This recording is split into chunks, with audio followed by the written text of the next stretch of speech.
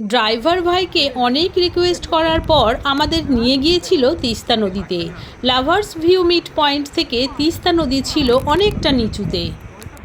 পাহাড়ি রাস্তার বাঁক যেন ছিল খুব ঘন ঘন, আর ক্রমশ নিচের দিকে নামছিল গাড়ি। আমরা তখন ভীষণ ভয় পেয়ে গিয়েছিলাম। ড্রাইভার ভাই ভালোই স্পিডে গাড়ি চালাচ্ছিলেন, মনে হচ্ছিল রিকোয়েস্ট না করলেই হতো। তিস্তা নদীতে নামার পরে ফিলিংস কোনো দিন ভুলবো না, এত ভালো লাগছিল। বহমান নদীর ঠান্ডা জল ছেড়ে উঠতে মন না চাইলেও উঠতে হলো।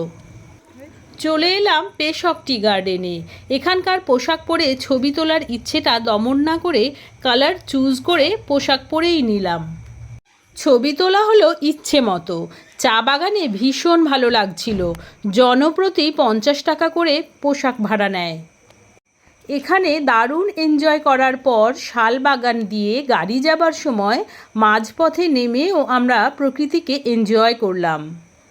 তারপর গেলাম গুম্বাদারা ভিউ পয়েন্টে। এটা যেন আরও একরকম বিস্ময়। প্রতিটা জায়গায় এত মনোরম, রোমাঞ্চকর যে ভাষায় প্রকাশ করা যায় না, শুধুই উপলব্ধি করা যায়, অনুভব করা যায়। এই জন্যই দার্জিলিংকে বলা হয় পাহাড়ের রানী। প্রত্যেকটা সাইট সিইংই এত মনোমুগ্ধকর যে কোনো জায়গা ছেড়ে আসতেই ইচ্ছা করছিল না। এখানে একটি চিত্তাকর্ষক শিলা গঠন রয়েছে যা দেখতে দুর্গের মতো।